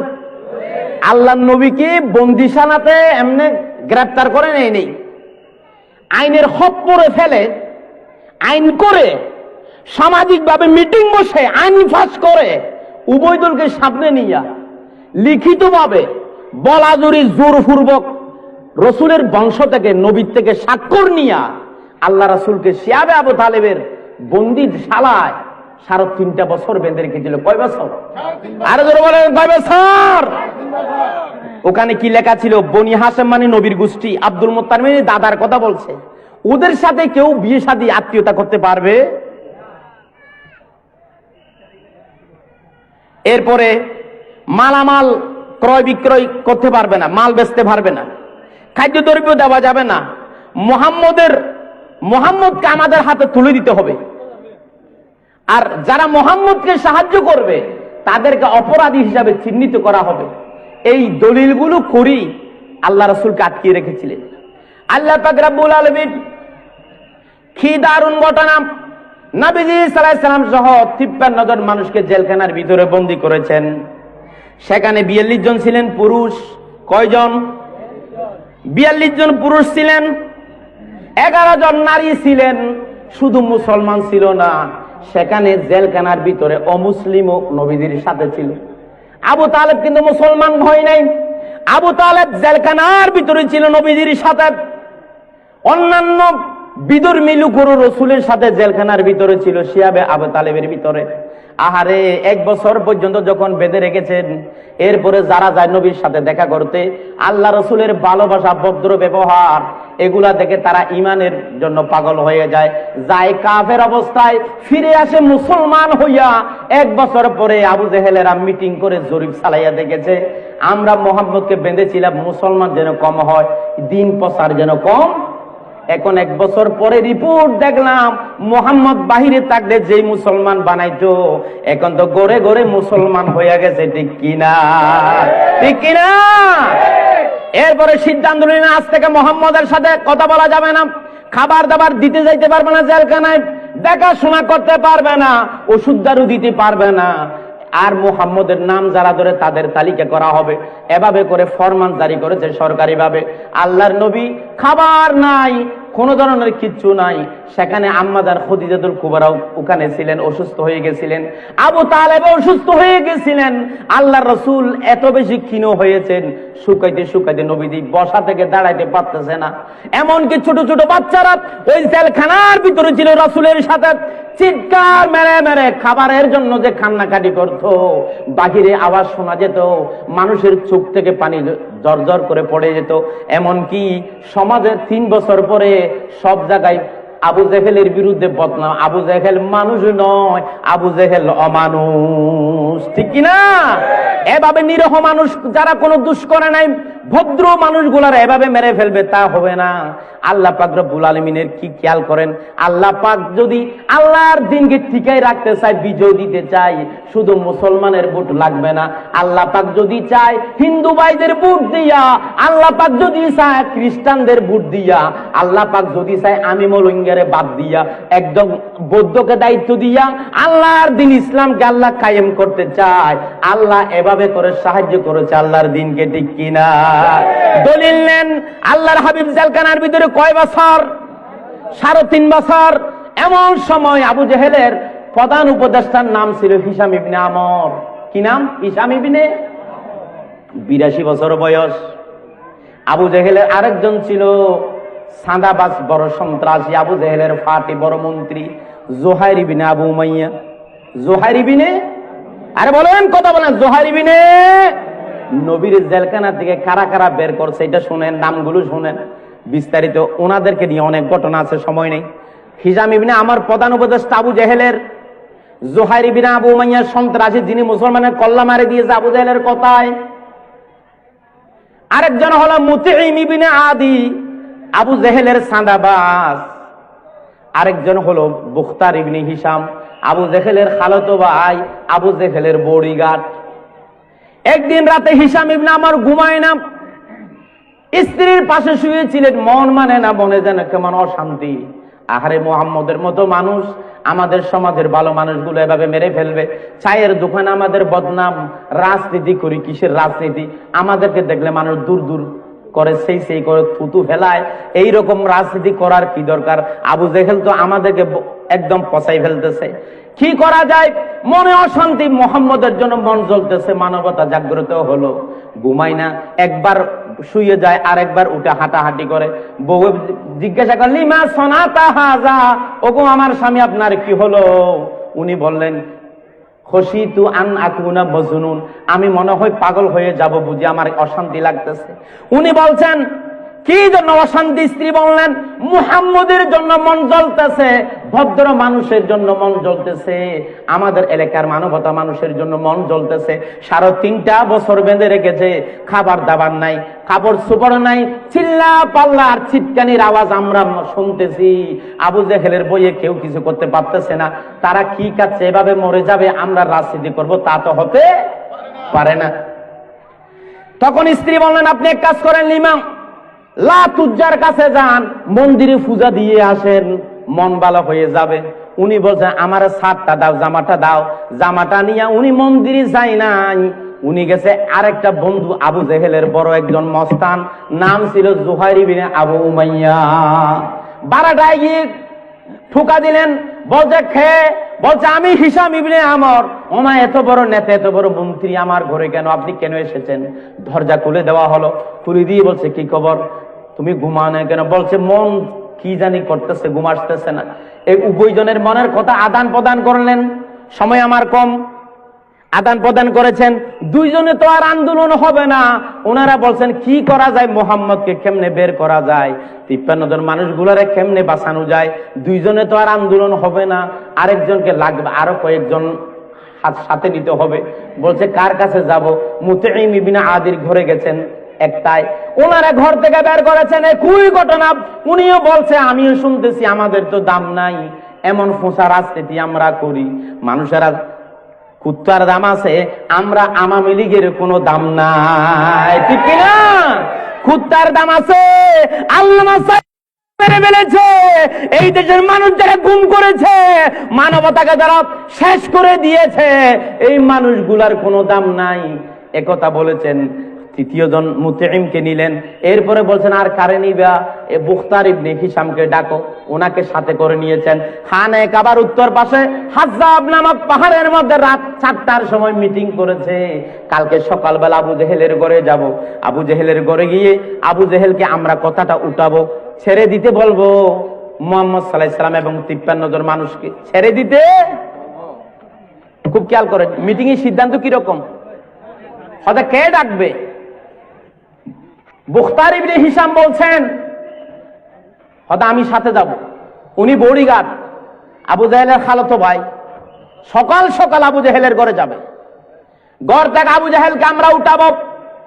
উঠানোর পর উনি যদি বলে তোমরা অফিসে বসো, আমি আসতেছি। মুতঈমকে বলছেন মুতঈম তোমার কাজ হলো আবু জেহেল যখন আমাদের সাথে কথা বলতে রুমের ভিতরে ঢুকবে, তোমার দায়িত্ব হলো দরজা জানালা সব বন্ধ করে দিবা, সব বন্ধ করে দিবা। জোহার বলছেন আমি কি কাজ করব? হে জোহার তোমার কাজ আছে। আবু জেহেলকে যখন এই কথাটা বলবো মুহাম্মদকে ছেড়ে দিতে হবে, 53 জন মানুষকে ছেড়ে দিতে হবে, সেই কথা যখন বলবো আবু জেহেল যখন চেঁচাইয়া উঠবে, গরম হয়ে উঠবে, আমাদের মন্ত্রিত্ব সব কেড়ে নিবে। এই কথা যখন বলবে তোমার কাজ হবে হাতে যেটা তরবারি আছে তরবারিটা সাথে করে নিয়ে যাবা। এই তরবারিটা আবু জেহেলের গর্দান বরাবর ধরবা। আবু জেহেলকে বলো আবু জেহেল তোমার কথায় অনেক মানুষের কল্লা মেরে দিয়েছি, এবার যদি রাজি না হও তোমার কল্লা মেরে দেব। আল্লাহু আকবার। এরপরে সকালবেলা জানেন কথাটা কে উঠাবে? মুরব্বী, ওই যে বলছিলাম হিশাম ইবনে আমর, ওনারে বলছেন চাচাজি আপনি তো আবু জেহেলের মুরব্বী, আবু জেহেল আপনারে মানে, কথাটা আপনি মুরব্বী মানুষ আপনি উঠাবেন। সকালবেলা গেলেন আবু জেহেলের ঘরে, আবু জেহেলকে ডাকলেন, সময় নেই, স্যার এসে গেছে, হুজুর এসে গেছে। আবু জেহেলকে ঘর থেকে বের করেছেন। আবু জেহেল বলছি সকাল সকাল তোমরা কেন এসেছো? মনে হয় ভালো খবর নিয়ে এসেছো। এক কাজ করো তোমরা অফিসে বসো, আমি অফিসে আসতেছি। উনি অফিসে এসেছেন, মুতঈম দরজা বন্ধ করেছে। আবু জেহেল চেয়ারে বসে বলে কি ব্যাপার দরজা কেন বন্ধ করছো? স্যার সিক্রেট কথা, এই জন্য দরজা বন্ধ করতেছি। কি কথা? জোরে বলেন। যারা আপনারা কিছু বুঝেন না মনে হয়। আবু জেহেল হবে হতা স্যার সিগারেট হতা তো কেন উনি বেল্লাই স্যার। 4 জন আবু জেহেলকে ঘিরে ধরেছেন। আবু জেহেল বসেছে আমার মতো করি, বলে যে বলো কি খবর, তোমরা সবাই মন্ত্রীরা এসেছো? বলছে যে স্যার আপনিও রাজনীতি করেন, আমরা আপনার দল করি, রাজনীতি করি স্যার। চায়ের দোকানে সবখানে আপনাদের আমাদের দুর্নাম হচ্ছে, সেটা হচ্ছে মানবতা বিরোধী। আমরা যে মুহাম্মদ সহ 53 জন মানুষকে আমরা যে না খেয়ে খাবার দাবার না দিয়ে 3.5 বছর বেঁধে রেখে যে মেরে ফেলতেছি, এই জিনিসটা মানুষ খুব বেশি বদনাম করছে স্যার। মুহাম্মদকে এবং 53 জন মানুষকে ছেড়ে দিলেই কেমন হয়? এই কথা বলতেই আবু জাহেল বলছে হইতে ছুদ্রে বেন্না বাজার। সকালবেলা এই কথা বলতে এসেছ, তোমরা আমারে চিনো, তোমাদের মন্ত্রিত্ব আমি কেড়ে নেব, তোমাদের ফাঁসি হবে। এই কথা বলতেই গরম মানুষ জোহার ইবনে আবু উমাইয়া খুশ থেকে তরবারি বের করে আবু জেহেলের গর্দান বরাবর ধরে বলছেন আবু জেহেল তোমার কথায় অনেক মুসলমানের গর্দান আমি ফেলে দিয়েছি, এইবারে তোমার পালা।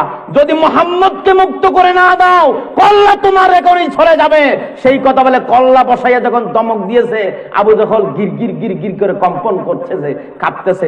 ওই সময়য়া ওই মুরব্বী মনে আসেনি হিশাম ইবনে আমর, উনি বলছে যে আবু জেহেল যেভাবে জোহাইরের মাথা গরম হয়ে গেছে, চেহারা লালু গেছে, রক্ত চোখ লালু গেছে, যেভাবে তরবারি বসাইছে, জান থাকলে জাহান, তোমার রাজনীতিও থাকবে, অন্তত পক্ষে জীবন বাঁচানোর জন্য হলো চাবিটা দিয়ে দেয়।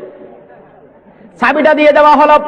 মিছিলে মিছিলে সকালবেলা খবর হয়ে গেল 53 জন মানুষ, 53 জন ফ্যামিলির আত্মীয় স্বজন গোষ্ঠীরা মিছিলে মিছিলে গেছে কোথায়? শিয়াবে আবু তালেবের বন্দিশালায়, জেলখানায় তালা খুলবে, রসুলকে বের করে আনবে। সেখানে যাওয়ার পরে দরজা খুললেন। জোহার যখন আইনা যা মুহাম্মদ বলে ডাক দিয়েছেন, আল্লাহর নবী মনে করেছেন আজকে বুঝি আমাদের গর্দান চলে যাবে, 3.5 বছর পরে ফাঁসি কেন আজিয়া দিব বাংলা, আজিয়া কেন হাড়ি ফেলাইব বাংলা। আইনা যা মুহাম্মদ এই কথা যখন বললেন, আল্লাহ রসুল বলছেন আমি এখানে। এটা বলার পরে রাসূলুল্লাহ সাল্লাল্লাহু আলাইহি সাল্লাম কমিয়া মুহাম্মদ কুমিয়া মুহাম্মদ ইন্নাকা আকিকুন মিন ইয়াউমি হাযা, হে মুহাম্মদ আপনি উঠেন, আজ থেকে আপনি নিরাপদ, মুক্ত হয়ে গেছেন। একথা বলে রাসূলুল্লাহর বাহু ধরে জোহাইর ইবনে আবু উমাইয়া সন্ত্রাসী, উনি আল্লাহর রাসূলকে এভাবে করে উঠালেন। আল্লাহ রাসূল সহ বের হয়ে এসেছেন সকলে। খানে কাবার মুলতাজম নামে একটা জায়গা আছে, হাজরে আসওয়াদ এবং খানে কাবার দরজার মাঝখানে দুয়া কবুলের একটা জায়গা আছে। ওই জায়গায় দাঁড়াইয়া আল্লাহর নবী জেলখানা থেকে মুক্ত হইয়া শিয়াবে আবু তালেব বন্দিশালা থেকে এসে একটা শুভেচ্ছা বক্তব্য দিয়েছেন। নবীজি কেনে কেনে বলছিলেন মক্কার মানুষকে, হে মক্কার মানুষ, আমি ধর্ম প্রচার করেছিলাম শান্তির ধর্ম, আমি ধর্ম প্রচার করেছিলাম মানবতার ধর্ম, আমি ধর্ম প্রচার করেছিলাম মানুষের উপকারের ধর্ম। কোন মানুষের অপরাধ আমি করি নাই, বিনা দোষে আমারে এবং আমার এই ভদ্র মানুষগুলার এতদিন পর্যন্ত কষ্ট দিয়েছে। এই কথা বলে যখন রাসূলুল্লাহ কেনে কেনে যখন বক্তব্য দিয়েছেন, এমন সময় আল্লাহ পাকের আর সহ্য হলো না, আল্লাহ আসমান থেকে সূরা ফিল নাজিল করে দিয়েছে। আল্লাহ সূরা ফিল নাজিল করে বলছেন, হে নবী আমার, আসহাবে ফিলের সাথে যেমন আমি আচরণ করেছি তাদেরকে নিস্তানাবুদ করে ফেলেছি, আপনার বিরুদ্ধে যারা থাকবে তাদেরকে নিস্তানাবুদ করে দেব। আল্লাহু আকবার। তাদের ষড়যন্ত্র নস্যাৎ করে ফেলেছি, ধ্বংস করে দিয়েছি, ফিনিশ করে দিয়েছি। পৃথিবীর জমিনে নবীর বিরুদ্ধে ষড়যন্ত্র ফিনিশ হয়ে যাবে। আল্লাহু আকবার। রাসূলের এই আবেগমাখা বক্তব্য শুনে 18 জন যুবক সন্তান আপনাদের মতো হঠাৎ করে দাঁড়িয়ে বলছেন, হে মুহাম্মদ আর কাঁদিও না, আমরা 18 জন যুবক জীবনের বাজি রেখে আপনার জানের নিরাপত্তা দেব। আল্লাহু আকবার। প্রিয় ভাইয়েরা, এই দিন প্রসারের জন্য, ইসলাম প্রসারের জন্য, ইসলাম কায়েমের জন্য আল্লাহ রাসূল কি কষ্ট যে করেছেন, সেই কষ্ট আমাদেরকে করতে হবে, ঠিক কিনা? জোরে বলেন ঠিক কিনা? জেল জুলুমকে আমরা ভয় করি না, আমরা কাকে ভয় করি? 2 মিনিটে আলোচনা শেষ। জেল জুলুম হলে হবে, জেল জুলুম হলে হবে, বিবেকের কাছে মোরা রব নির্দোষ, আল্লাহর আদালতে হব নির্দোষ, ঠিক কিনা? কোরআনের কথা যারা ভুলে যায় আজ, তাদের দমাতে কত ফন্দি, কাউকে ধরে নিয়ে দিচ্ছে ফাঁসি, কাউকে রেখেছিল বন্দি, ঠিক কিনা? কোরআনের কথা যারা ভুলে যায় আজ, তাদের দমাতে কত ফন্দি, কাউকে ধরে নিয়ে দিচ্ছে ফাঁসি, কাউকে রেখেছিল বন্দি। হক কথা বললেই ঝলে যায়গা, কোরআনের কথা বললেই ঝলে যায়গা, কোরআনের কথা সইতেই পারে না, জানি না তাদের আমাদের উপর কেন এত আক্রোশ, ঠিক কিনা? আমার হাদি ভাই হক কথা বলেছেন, দুনিয়া থেকে বিদায় হতে হয়েছে, ঠিক কিনা?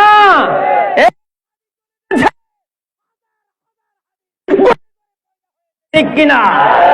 সামনের নির্বাচনে ব্যালটের মাধ্যমে শাহাদাত, মৌলানা মামুনুল হকের নির্যাতন, আল্লামা রফিক আজাদি ভাই জিহাদি ভাইয়ের নির্যাতন, এটার জবাব বাংলার জনগণ দেবে, ঠিক কিনা? আগামীর বাংলাদেশ, আগামীর বাংলাদেশ ইসলামের বাংলাদেশ, ঠিক কিনা? ইসলাম প্রচার করার জন্য, দিন কায়েমের জন্য সব কারা কারা রাজি? দুহাত তুলে আল্লাহকে দেখে লিল্লাহি তাকবীর।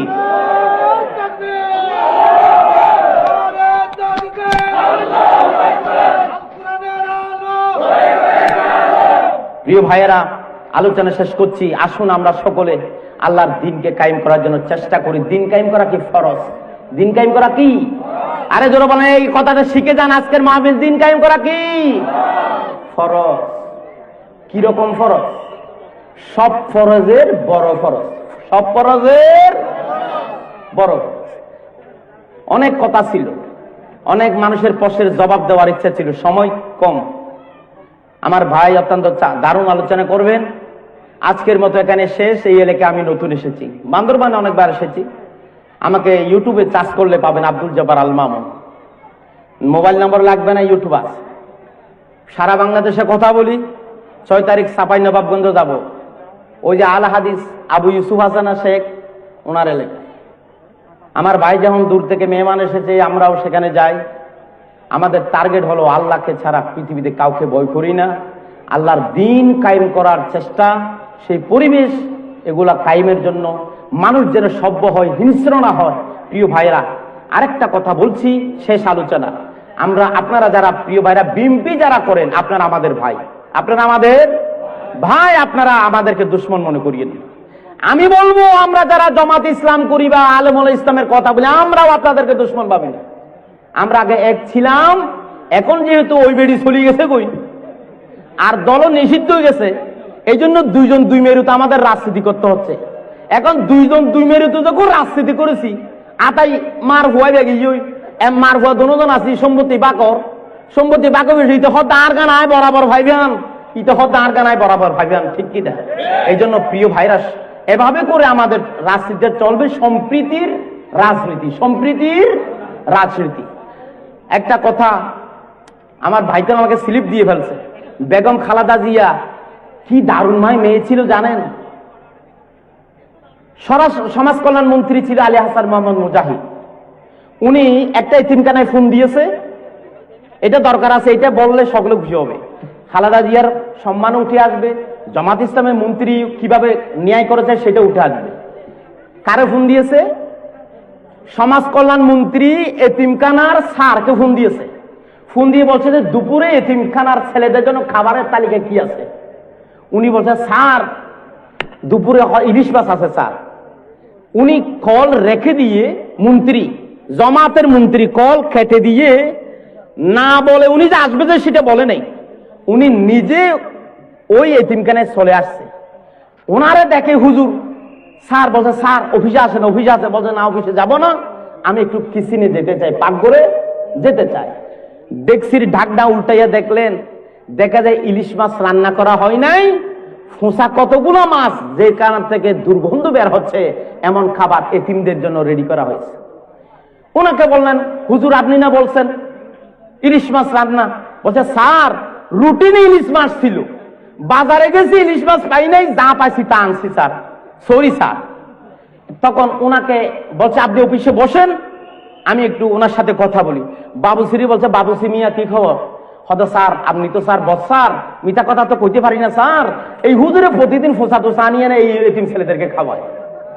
আমি স্যার চাকরি করি স্যার, আমি কেমনে ছোট মানুষ বড় কথা কেমনে বলি? তখন উনি ওই হুজুরকে কি দিয়েছেন? নোটিশ দিয়েছেন, শোকেস করেছেন। কি করেছেন? কারণ দর্শনের নোটিশ দিয়ে দে, এতদিনের ভিতর জবাব দিবি, এন্ডলে কিল্লে করো, নোটিশ দিয়েছেন। কে? মন্ত্রী। কে?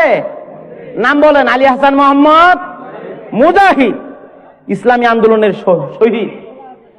উনি খুব খেয়াল করেন, উনি চলে আসছেন, এমন সময় খালেদা জিয়া ফোন দিছে মন্ত্রীরে, বলছে যে মৌলানা আপনি কোথায়? উনি বলছেন ম্যাডাম আমি তো একটা এতিমখানা পরিদর্শন আসছিলাম, সেখানে কি ঘটনা হয়েছে? কি পরিদর্শন করছেন? ওনারা বলছিল ইলিশ মাছ রান্না করবে, এসে দেখলাম যে ম্যাডাম এই অবস্থা। তখন বলছেন সেখানে নাকি অন্য কোনো ঘটনা? ম্যাডাম তা তো হয় না। আপনি কি সিদ্ধান্ত নিয়েছেন? স্যার আমি ম্যাডাম ওনাকে শোকেস করে এসেছি। তখন উনি আমারে ফোন দিয়েছে, ওই যে লোক মৌলানা সাহেব থোড়ি এতিমখানার, উনি ম্যাডামকে ফোন দিয়ে বলছে ম্যাডাম আমার এখানে সমাজ কল্যাণ মন্ত্রী আসি, আমি বিএমপি করি বলি আমার উপর যে ছড়া হয়েছে, আমার চাকরি কাই ফেলতেছে, আমার এই জাতা বলতেছে। খালেদা জিয়া কি দারুণ মেয়ে। খালেদা জিয়া বলছে মৌলানা আপনি আপনার অফিসে যাইয়েন না, আপনি আমার অফিসে আসেন। উনি ওনার অফিসে গেলেন। খালেদা জিয়া ওই লোকটার সাসপেন্ড লেটার, চাকরি থেকে বরখাস্ত লেটার চিঠি খালেদা জিয়া রেডি করে ফেলেছে, স্বাক্ষর করে নাই। আলী হাসান মোহাম্মদ মুজাহিদ যাওয়ার পরে বলছেন মৌলানা আমি সব বুঝতে পেরেছি, আপনি যা করেছেন এটা একটু কম হয়েছে। এই সমস্ত যারা এতিমের সাথে প্রতারণা করে এই মানুষগুলো বেঁচে থাকবে আর আমরা রাজনীতি করব, তা হতে পারে না। এখানে একটা ওনার সাসপেন্ড লেটার রেডি করা হয়েছে। যেহেতু সমাজ কল্যাণ মন্ত্রণালয় এটা আমার ডিপার্টমেন্ট নয়, এটা আপনার ডিপার্টমেন্ট, সেই জন্য আমি স্বাক্ষর করি নাই। আপনি আমার সামনে স্বাক্ষর করেন আর এখনই আপনি চিঠিটা তার কাছে পৌঁছাই দেন। তাহলে ওনার চাকরি থেকে নোট করে দিয়েছে কে? খালেদা জিয়া। কে? আরে ন্যায় বিচার করেছে কে?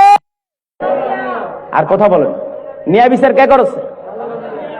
অথচ ওই বেশির খালেদা জিয়াকে এতিমের টাকা খেয়েছে বলে প্রত্যেকটা বানোয়ার জিনিস নিয়ে আপুসিন এই নেত্রীকে জেলখানায় পচে পচে মরতে হয়েছে, ঠিক কিনা?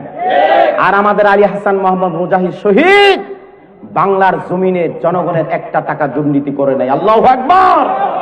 সেই সোনালী মানুষগুলো আজকে শ্রদ্ধা ভরে দোয়া করে আল্লাহ আমাদের আলী হাসান মোহাম্মদ মুজাহিদ শহীদ এবং মরহুমা বেগম খালেদা জিয়ার কবর আল্লাহ যেন নূরে ভরপুর করে জান্নাতুল ফেরদাউসের আলা মকাম করে সকলে বলি আমিন।